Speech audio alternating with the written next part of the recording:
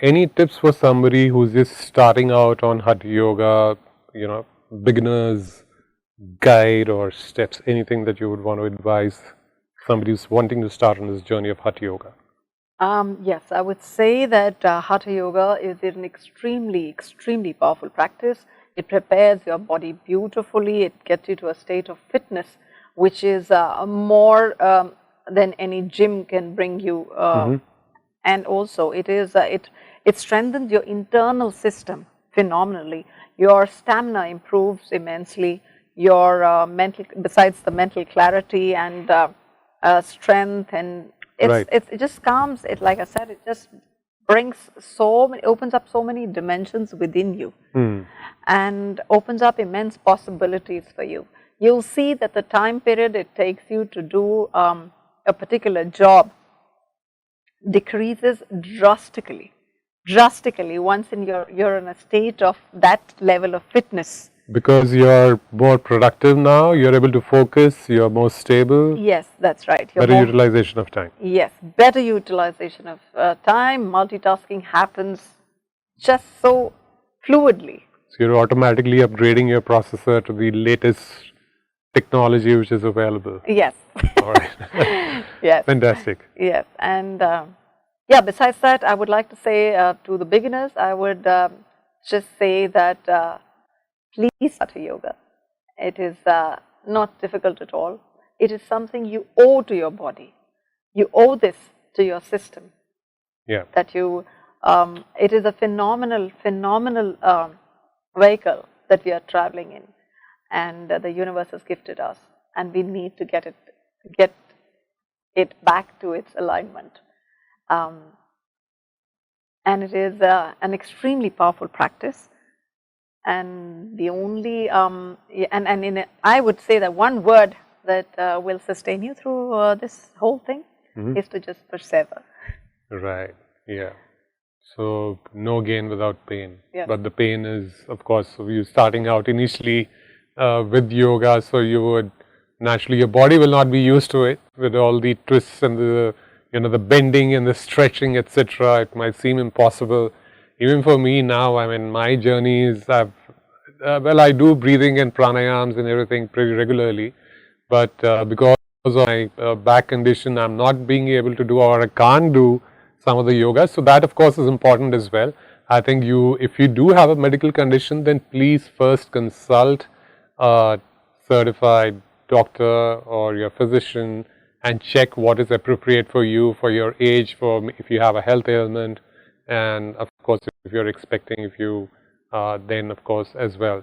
So that is also very, very important. It's not that you just start off on something just because you've heard about it and it's trending or for whatever reason. Also do that due diligence, take the precautions.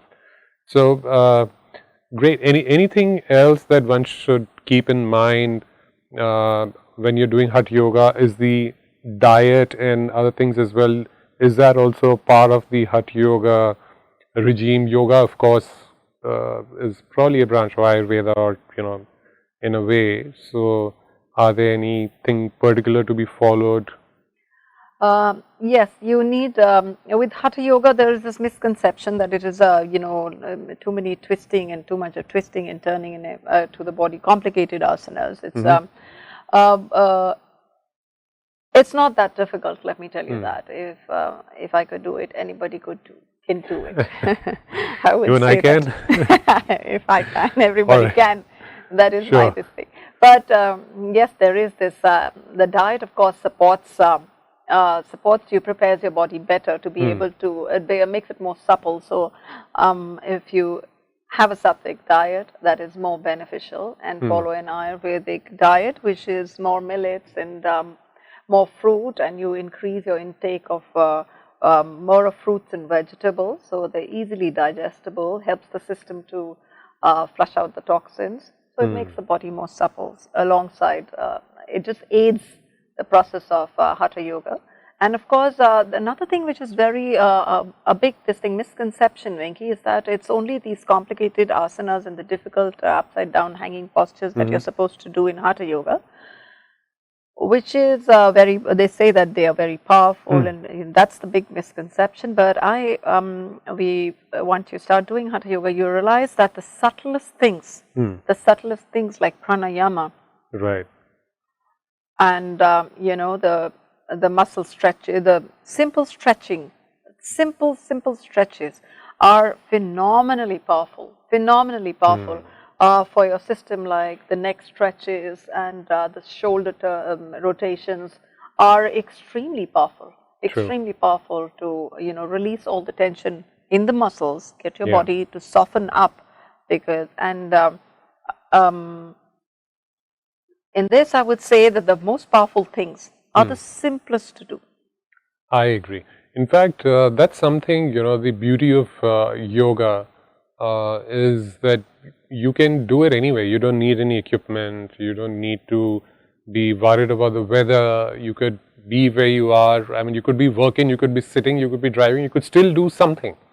So it could be breathing, it could be just simple stretching, as you said, on the shoulders of your hands rotating, etc. Work on your joints, etc. So you could do it any. And that reminds me that we will bring you videos on that as well. In fact, if you want videos on that, please do comment, and of course do like and subscribe the channel as well. It helps us to keep going, keeps us motivated, and let us know what you would want to know next, so that we can come up with those videos as per whatever the demand is.